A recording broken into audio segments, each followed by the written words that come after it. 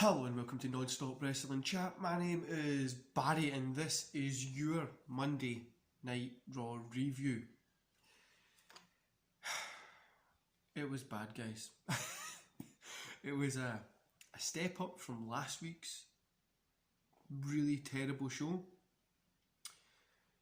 but it was still terrible. It's like, would you rather get punched in the face or kicked in the shin? It's just as bad. Right guys, before we go any further, the one thing I want to remember is thanks for all the support on the channel. I'm getting quite a few new subscribers, a few new followers over on the social channels, and it's really helping the channel grow. What to do is hit the big thumbs up down there, hit subscribe, and hit that bell to let yourself know when I'm going to be uploading these videos. Right guys, let's get into this Raw. So, my notes are right here, so if you see me look over there, and I do have a little star stress ball thing. So, Joe is here in the middle of the ring. We've got a contract signing. Dominic is signing his WWE contract and the match contract, I think it was. I can't even remember. Joe introduces Seth. Dominic has his own entrance, which kind of sounded like Ray's entrance, but a wee bit of a remix, which was pretty cool. But he did look like a tall 12-year-old, 13-year-old. So Seth calls him a coward. Scared little boy. Seth wonders if Joe thinks this is a joke. Joe says personally he thinks the whole thing is sad. Simply what he kind of just the whole thing's sad. Seth says he has given Dom every chance to step away. Dominic says Seth is selfish. The greater good is just for Seth. There's a back and forth in the contract signing. Then Rollins says, welcome to being a WWE superstar. Sit down, take some notes, because he was up against Calero next. So Seth Rollins versus Calero. Seth Rollins picked up the win here. Didn't even rate this, guys. It was barely 3 minutes. It was just there to kind of be there. And it was a pretty bad match. Just after it, Dom is staring down Seth. Out comes Murphy for an attack. He rolls him into the ring. There's a little bit of a tussle, and then it gets into Dom, as I'm sure you've seen the pictures, getting hit with the kendo sticks, which looked like they were quite hard shots. Kind of say that he's paid his dues. Welcome to being a WWE superstar. But yeah, it was hard to watch, and it wasn't because he was getting hit with the kendo stick. It was hard to watch because it was so bloody bad. It really was a bad opening segment, and it didn't really pick off any better than that. So we had Dawkins versus Andre. Dawkins picked up the win. I gave this 1 star, guys. It was about 3 minutes, a really short match. Nothing really happened in it, and it was pretty boring. Then we have Vega versus Belair. Belair picked up the win. 2.5 here, guys. It was a middle of the road, okay match. It was nothing special, nothing out of the ordinary. I do enjoy watching Belair matches, so I gave it 2.5. If it wasn't her in it, it would have probably been a 2, maybe even a 1.5. Then MVP Apollo Crews and Shelton Benjamin have like this thing that they're rambling on about stuff, and it was pretty bad. Leading up to the match, which was Shelton Benjamin versus Apollo Crews, Benjamin picked up the win. The match itself was a little bit fun. It was just about 4 minutes, 4.5 minutes, but 2 stars in total. It's nothing special at all. Then Lashley runs in to lock the Phil Nelson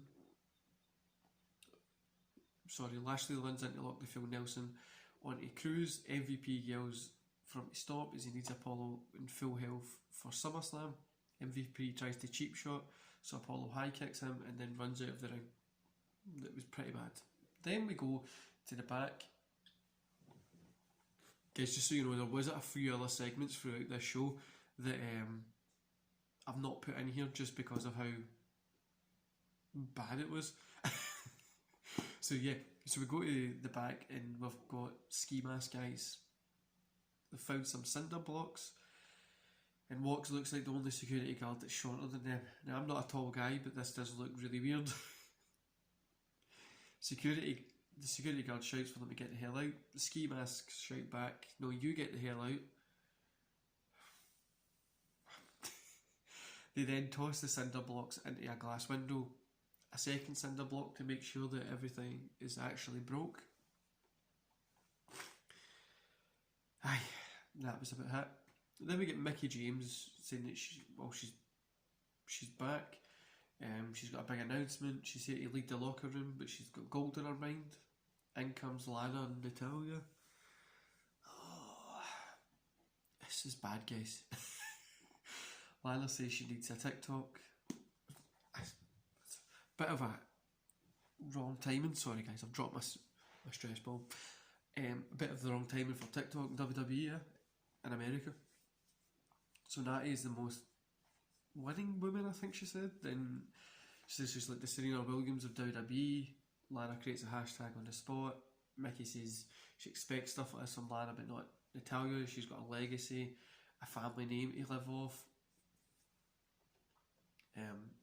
Natty and Lana both call her rude, and that was it. It was really pointless. Then we get Alexander, Ricochet, and the Viking Raiders versus Tuwaza, Tum Tum, Rocky, and Colt. Ricochet, Viking Raiders, Alexander pick up the win. No rating here, guys. This was just a what the fuck match. What was the point in this? Next we have Peyton Royce versus Liv Morgan.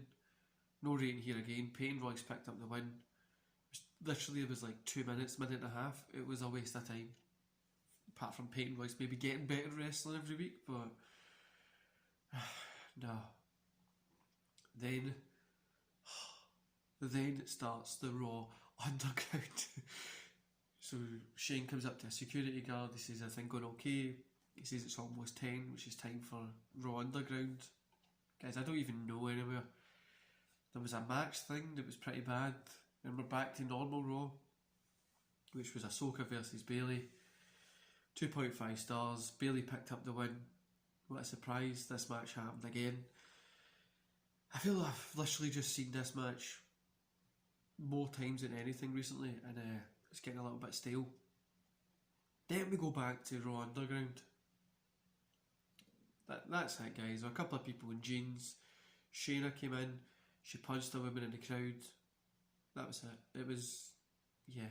Do you know, I really don't know what we're meant to do with this Raw Underground. Will we take it serious or not? Like, what? Next we have Kevin Owens versus Randy Orton. Randy Orton picked up the win. This was the best part of the night. 3 stars. It made Owens look good as well. Orton got the win. I liked it. But yeah, after it, Flair and Orton have a thing.